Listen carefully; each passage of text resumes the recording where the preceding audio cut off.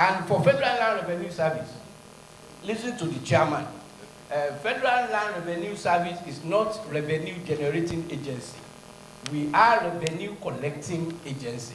So contribution to CRF and wherever cannot and will not be applicable to us because NUPRC, Custom, Federal Land Revenue Service will be the one that is funding or collecting money for the CRF.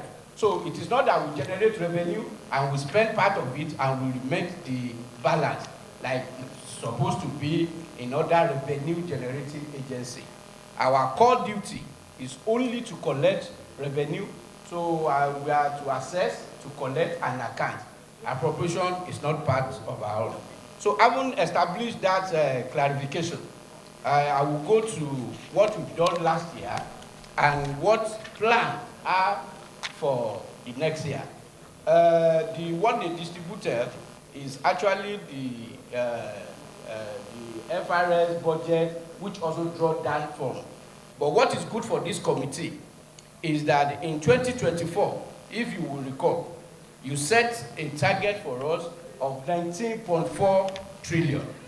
That is the target set for us in 2024, which is 57% above previous year target, which was 12.3%. With your help and the help of my colleagues at the service and the cooperation of the National Assembly and the leadership of Mr. President, we have collected 21.6 trillion, which is the highest in the history of the country. This is 112% more than the target, and roughly 80% more than what we've collected last year. So if you look at the performance, you will see that non-oil, which is the effect of the diversification and reform and managerial skill displayed in collection by the member of the service, non-oil taxes outperformed, while profits from crude or hydrocarbon underperformed. So in total, we overshoot. And if you look at our historical performance from 2020 to 2024, it is on progressive increase. So we achieved 21.6 trillion. And what is the focus for next year? And that is what is of utmost importance to us. For us, Federal Land Revenue Service, we are a subset of Federal Minister of Finance and the Honorable Minister, Coordinating Minister of Economy, is the leading leader for us there. We'll take our target from whatsoever that is being agreed from budget office to Minister of Finance and is being approved to us. So the only input that we have is to put it based on the data that we have.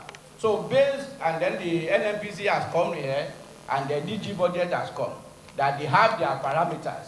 So if all the parameters that we set are correct parameters, so for us, it's just to make sure that we have tools and capacity in place to make sure that we collect what we should collect.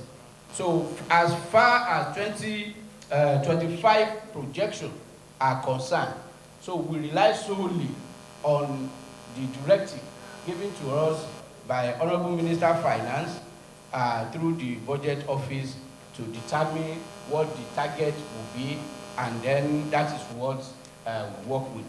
So I will wait for questions, and if there is any other addition that may be required. TaxNet, we must be particularly interested in deepening the TaxNet. How far are we coming in terms of what we made and where we are today? There's so many activities in the informal sector that requires the presence of our revenue collectors. So I need you to look at that area and see how you can bring in more numbers from the informal sector to the formal sector. If we do that, what we are asking, you did a 20-something trillion. I, for one, have the belief that our size of economy should be giving us nothing less than 50 trillion naira a year. And I'm very, very sure, and I have confidence that you have the capacity to drive such a project. So this is the little that I will say. Thank you. Yeah. The leakage are bound to happen, which that's why I said that you have it before you to solve this problem for us once and for all through the passing of the progressive tax bills that we have before us, just to harmonize all those opportunities that we have. Increase tax net, it is good, we will do that, but I am a data-driven accountant. If you look at everywhere in the world, the percentage of people that actually pay tax to run the economy, because that is the way the world, every economy is structured, is top 5%. I am not supporter, in quotes, of informal sector taxes. What we should do is to make informal sector formal. For example, what will you call informal sector? Shoemaker, tailoring. But will you say Louis Vuitton is informal sector? But they are shoemaker. We say Gucci is a tailor. They are tailoring, they give us clothes and bag. So what we need to do, which I know Medium Smeda is doing, is bringing those informal, what we call informal sector, to formal sector. The law is already there. Just bring them that they can account. And if you look at our tax bill, that is why you see us exempting them from a lot of taxes, so that they can come in first, register. Don't make it cumbersome for them to fight taxes. Just give them all those things. So we should not have a system that goes to tax informal sector. That is not focus. Our focus should be that our informal sector will formalize them by making them to register, and then they join the existing law that we have. And that is what my proposal is on that. And then we will continue to increase it. Like I will say that I don't need, we as a country don't need another taxes or more taxes. We just need more taxpayer. And that is what simplification that we have there will do. My uncle asked about the our target, whether to 30 trillion to 60 trillion. All these things are possible for us. As I keep on saying, tax collection is a consequential activity. And that is why part of the issue I have when I resume, that people say that I don't stay in the office, is normal. Because the tax collection is a resultant, except you have solid foundation of economic activities. And which is what I used to say, if company makes tax 100 naira, tax man will collect 30 naira. If you help company to make 200, you will collect 60. It's automatic. If they make 300, you will collect 90. So it's not by designing system or whatever, it's just getting economic working, and you will get into it. And that link to exchange rate that my distinguished senator asked about. Don't forget that national economic is a holistic economy.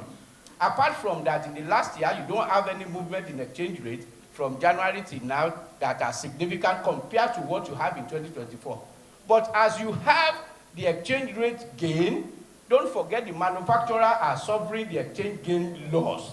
So net exchange rate increase or decrease has no impact in tax collection, because you are collecting taxes for the whole economy. So they fit themselves. So if you exceed target, it's just as a result of reform led by this House, by Mr. President, which humbly we implemented at the Federal Land Revenue Service. And then my brother, thank you for commendation, my Oyo State indigene and my on technology, which is another thing, and it's part of what we are saying. No government spend on technology in the world. What we need to do as government is to have conducive environment. And that is what, if you look at part of this tax bill that we presented to you, I have the last economics magazine that came out. It was projected by 2030 Africa will be the highest supply of labor to the world, because we give birth here. Hardly can you see anybody that will not have more than 2 or 3 children compared to them there. The youthful age are in Africa, and the brain, if you see what we are doing in technology, in music, you will see that we are ready. But the law we have today, except you, by God's grace, pass this tax bill, will not allow us to benefit from it. Because the law, as it stands today, says that if any technology of this global company will employ you here in Nigeria and give you salary, that company must come and pay tax in Nigeria. And when that law was set up, it wasn't a problem, because nobody envisaged there that you will have a situation where a company will not be in Nigeria and people will be working for that company in Nigeria, because internet was not as deep as this then. Today, the Google will just tell you that why would I employ Nigeria or invest in Nigeria technology if I recruit their staff or their citizen, I have to come and pay tax for my company income, despite the fact that I'm not in Nigeria. And this is not part of the law. As at then, it makes sense, but because of our exigency today, we have to change that. It is part of what we said before you, which by God's grace, we know you will help us pass, that if we liberalize it, that you can recruit people here, pay them here, you don't need to come and pay for your own company income tax. When you are here, pay their salary, we collect pay, you collect payee from them, and that is enough. Then you will see people investing in technology that will drive. And just to wrap it, the pillar for us in Federal Land Revenue Service is people, technology, and process. So there is no way we'll be able to be best revenue service in the world without making use of technology. So I can't thank you enough for the support for Mr. President and for us, your servant. So thank you, and God bless all of us. The MTEP, when you presented the reports of your collection, where you surpassed even the target, you gave us your target, we gave you a target, and you even surpassed our target. And that actually deserved commendation, and we did. And I can see a lot of my colleagues now also commending you more, maybe from what you have presented, because they saw a plus in the projection you have given to us for 2025. But in the view of the committee, I believe that we will want to give you a target of 25 trillion as your collection for 2025, thereby increasing your cost of collection, and at the same time making you to have more surplus that you can return to the government. In that case, that means you are also increasing revenue for the federal government.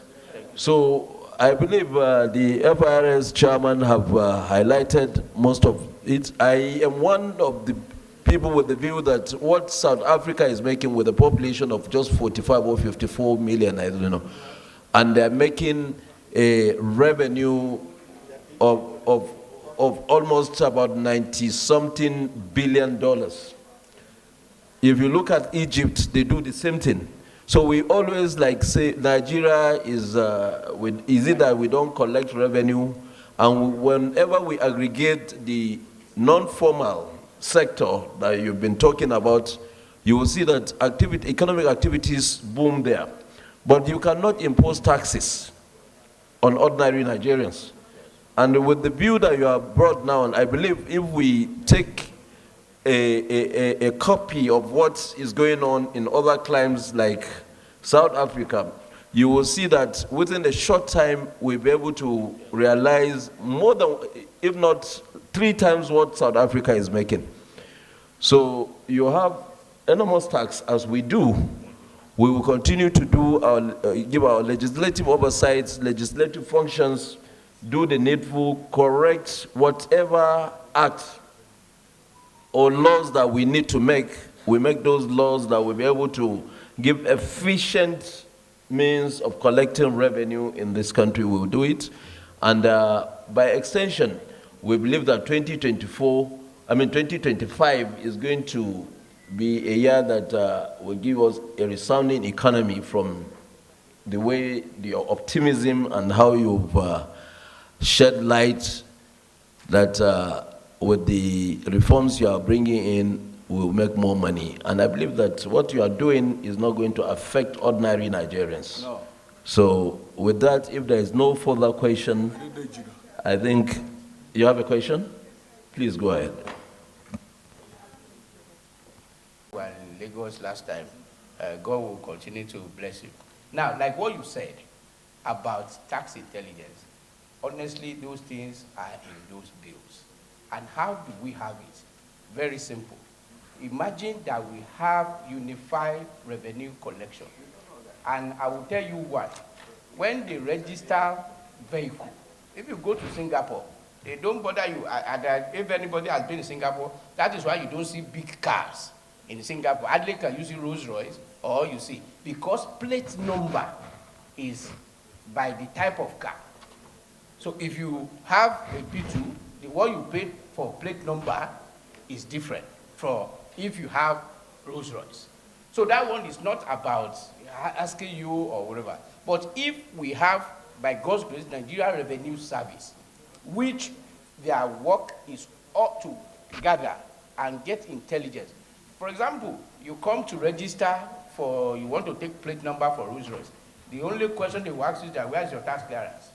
You cannot say you are earning 100,000 per month and you are paying 1,000 per annum and 12,000 tax clearance. That is what you want to use to register Rolls Royce. It's impossible. You know, Lagos has done it successfully well. When they want to, you want to do your house planning and whatever, they just ask for your tax clearance. You cannot just say that you are the one, your tax clearance is 50,000 per annum and you are buying land in the Koyi. How? So that is where the intelligence will come. The moment we have, because most of the laws that we have, they are very old. And then you know in Nigeria, when you don't have your base established in law, people will question your authority. And by God's grace, shortly when you pass this tax law, all these things are already embedded in those tax laws. Thank you very much. And then I had under the protection of the co-chairman that we cannot overtax Nigeria. So the target set by the chairman, we should just go and pray to Almighty God to make that, not listen to the chairman. I will listen to the deputy chairman. No, sir. Because what we want is revenue, but the target the committee felt responsibly we give you is 25 trillion. And we believe that if you surpass that, the commendations will even come from our friends from the other side. So thank you, you can take your leave.